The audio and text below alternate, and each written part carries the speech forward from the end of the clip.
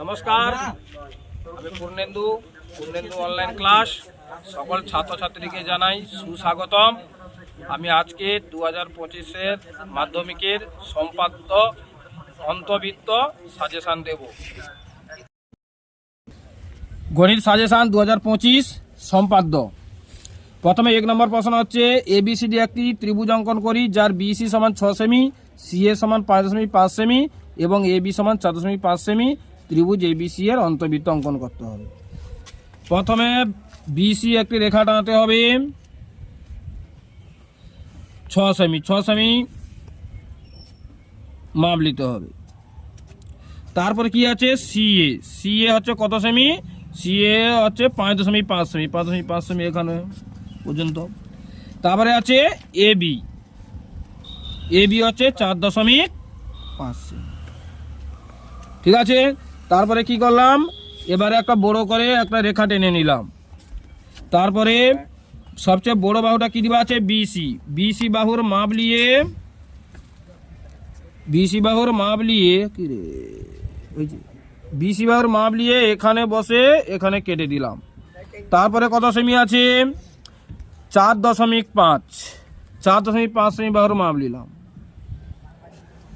B বিন্দুতে বসে এখানে কেটে নিলাম। তারপরে আছে 5.5 সেমি বাহুর মাপ নিলাম, এখানে বসে এখানে কেটে দিলাম। দিয়া ত্রিভুজটা যোগ করলাম, AB আর AC যোগ করলাম, ত্রিভুজ একটা তৈরি হলো। তারপরে কি করতে হবে? কোণগুলো সমদ্বিখণ্ডিত করতে হবে।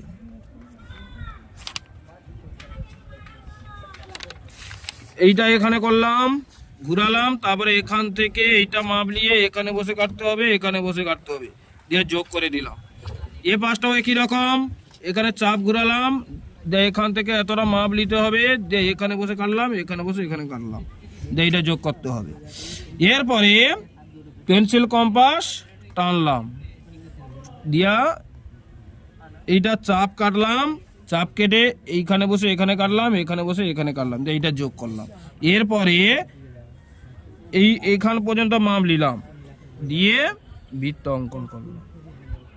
ঠিক আছে, এরপরে এই বাহুটা হচ্ছে 4.5 সেমি আর এই বাহুটা হচ্ছে 5.5 সেমি আর এটা হচ্ছে 6 সেন্টিমিটার। তার নিচে লিখতে হবে বৃত্তটি হলো ত্রিভুজ ABC এর অন্তর্বৃত্ত।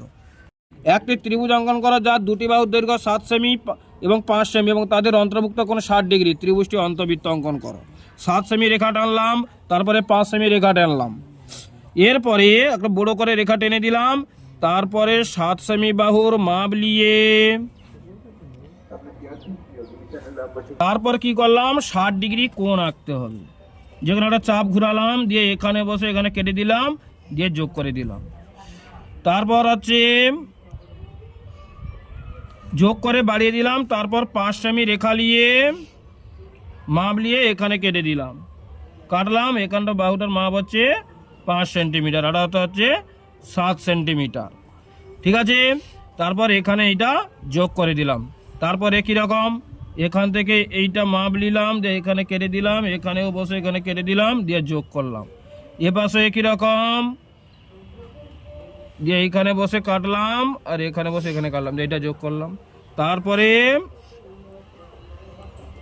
এরপরে এইখানে চাপ কাটলাম, চাপ কেটে এখানে এটি কাটলাম, এখানে যোগ করলাম, দিয়ে এইটা যোগ করে দিলাম। তারপরে এইটা মাপ নিলাম, এখান থেকে এইটা মাপ নিয়ে বৃত্ত অঙ্কন করলাম। তারপরে নিচে লিখতে হবে বৃত্তটি হলো ত্রিভুজ ABC এর অন্তর্বৃত্ত। একটি সমদ্বিবাহু ত্রিভুজ যার ভূমির দৈর্ঘ্য 7.8 সেমি এবং সমান বাহু দুটির প্রত্যেকটি দৈর্ঘ্য 6.5 সেমি। এবার তার অন্তর্বৃত্ত অঙ্কন করতে হবে। প্রথমে 7.8 সেমি একটি রেখা টানতে হবে, তারপরে আছে কত 6.5 সেমি একটি রেখা টানতে হবে, টানলাম। তারপরে কি করলাম, একটা রেখা বড় করে টেনে দিলাম। তারপরে 7 ভূমি বলেছে 7.8 সেমি রেখা টেনে এখানে বসে এখানে কেটে দিলাম। তারপরে কি করতে হবে, সমদ্বিবাহু ত্রিভুজের দুটা বাহুর সমান, এই জন্য কি করতে হবে 5 সেমি নিয়ে এখানে কাটলাম, এখানে বসে এখানে কেটে দিলাম, দিয়া যোগ করে দিলাম। তারপর কি করতে হবে, একই রকমের প্রসেসে একটা বৃত্তচাপ অঙ্কন করলাম, এখান থেকে এটা মাপ নিলাম, এখানে বসে এখানে কাটলাম, এখানে বসে এখানে কাটলাম, দিয়ে এটা যোগ করলাম। তারপরে আবার একটা বৃত্তচাপ অঙ্কন করলাম পেন্সিল কম্পাসে,